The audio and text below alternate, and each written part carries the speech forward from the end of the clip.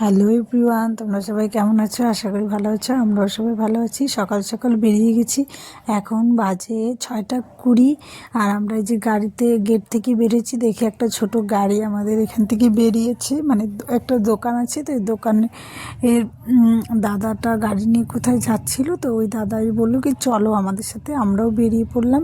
আমি এখন যাব ও বাপের বাড়ি, মানে দারুণ আনন্দের বিষয়। একটা কাজ আছে, সেখানে যাবে, অবশ্যই তোমাদেরকে বলবো। এই যে তার জন্য চলে এসেছি বাস স্ট্যান্ডে। ভেবেছিলাম আমরা ট্রেনে যাব, কিন্তু পরে আবার ভাবলাম অনেকক্ষণ আগেই যেহেতু আমরা পৌঁছে গেছি, তাহলে তোমার দাদাভাই বলছে কি চলো আমরা বাসেই চলে যাই, তাহলে আরও 1 ঘন্টা আগেই আমরা পৌঁছে যেতে পারবো। আমার বাপের বাড়ি শিলিগুড়ির থেকে মাদারিহাট যেতে সময় লাগে 4.5 ঘন্টা লাগে, আর ট্রেনে গেলে সেরকমই লাগে। আর ট্রেন ছিল 7:45-এ, আর আমরা পৌঁছেছিলাম জংশনে তখন কটা বাজে, 6:40 বাজে, তখনই বাসটা ছেড়ে দেবে।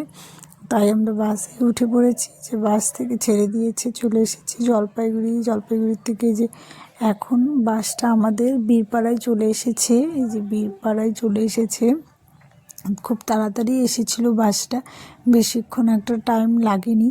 এই যে বীরপাড়ায় এসে এখন আমরা বীরপাড়া থেকে মাদারি যেতে বেশি একটা টাইম লাগবে না। বাস তো 20 মিনিটের মতো লাগবে, আর ম্যাজিক হলে তো আধা ঘন্টা লেগেই যায়, যেহেতু বাস, তাই আর বেশি সময় লাগবে না। এখন ওখান থেকে আমরা এই যে বীরপাড়া থেকে আমাদের বাসটা ছেড়ে দিয়েছে, এখান থেকে তারপরে আমরা মাদারি হেঁটে যাবো। ওই যে দেখতে পাচ্ছ, এটা হলো আমাদের রাঙ্গালি বাজনা বলে জায়গাটাকে। এটা হলো আমাদের প্রধান অফিস। আর এই যে জিপি যেটাকে বলে, তারপরে এই যে এখানে আমরা ওই যে কি বলে এটাকে, টোল নাকি এটা ছিল, এখানে একটু দাঁড়িয়ে ছিল। তারপরে এই যে আসছি এখানে, মানে এখান থেকে না চারিদিকে ফরেস্ট, আর মাঝখানে একটা রাস্তা। রাত্রিবেলা তো ভয়ঙ্কর হয়ে যায়, হাতি টাতি বের হয়, কি একটা অবস্থা হয়ে যায়। আমার বাপের বাড়ি এখানে হাতি আছে, তবুও আমি হাতিকে অনেক ভয় পাই, কারণ অনেকে বলে হাতি দেখতে দেখতে অভ্যস্ত হয়ে যায়। তাও আবার ওদের আবার কিসের ভয়, কিন্তু এটা সত্যি কথা, আমি অনেক ভয় পাই।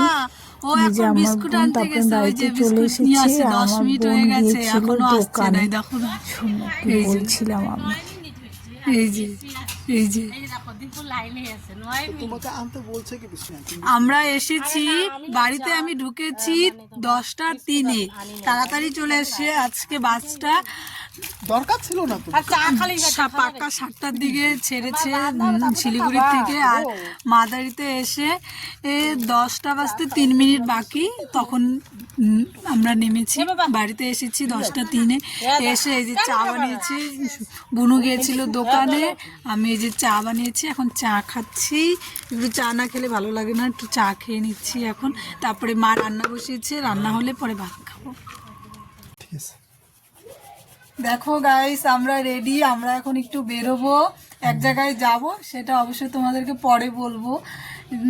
জানি না ওখানে গিয়ে আমি ব্লগ করতে পারবো কিনা, কারণ আমি নতুন ব্লগ করছি, একটু তো লজ্জা লাগবেই অনেক মানুষকে দেখলে পরে, আমি জানি না। এই যে এখানে আমার ভাই রেডি, এখানে তোমাদের দাদা ভাইও আছে।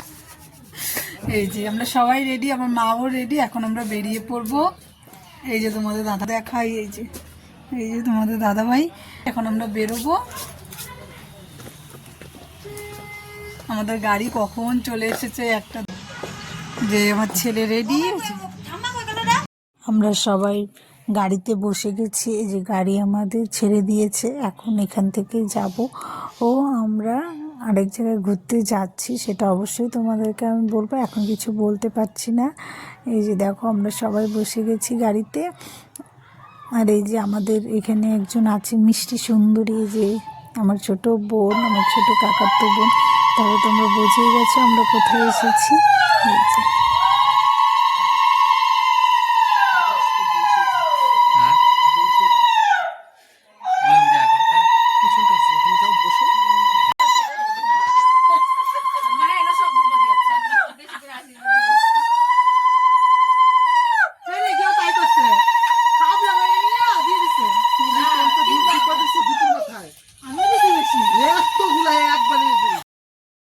দেখো গাইস, আমাদের মধ্যে একটা নিয়ম আছে যে ছেলেকে আশীর্বাদ করে এসে তারপরে মেয়েকেও আশীর্বাদ করতে হয়।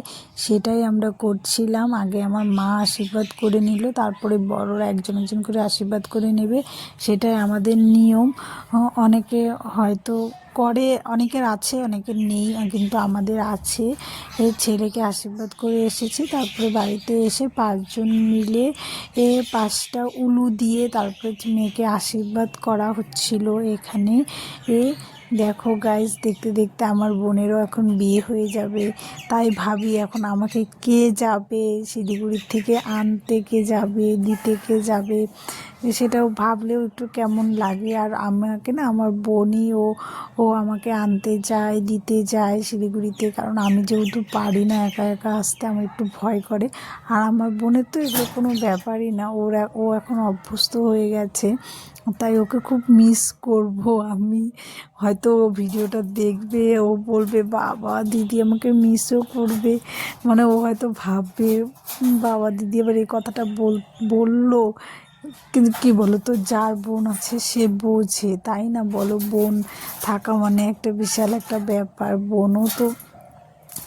বোনও তো একটা মায়ের মতনই হয়, তাই না বলো? আমার মা যেরকম আমাকে দায়িত্ব মতো সমস্ত কাজ করে দেয়। আর আমার বোন, জানো তো, আমার ছেলে হয়েছে পরের থেকে আমার বোনই, মানে 3 মাস আমি এখানে ছিলাম, ও সমস্ত কাজ আমার ছেলের করে দিয়েছে। ও আমার ছেলে যখন এখানে আসে আমার বোনই সব করে, আমি তো কিছুই করি না। ওকে স্নান করানো, খাওয়ানো, ঘুম পাড়ানো সবই আমার বোনই করে।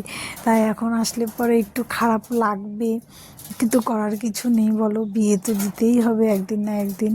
কিন্তু আমার বোনের জানো 7 বছরের একজনের সাথে মানে রিলেশন ছিল, ওর সাথে আমরা ওদেরকে পারিবারিকভাবে আমরা অনুষ্ঠান করব একটা বাড়িতে। ওদের রেজিস্ট্রি অনেক দিন আগেই হয়ে গেছে।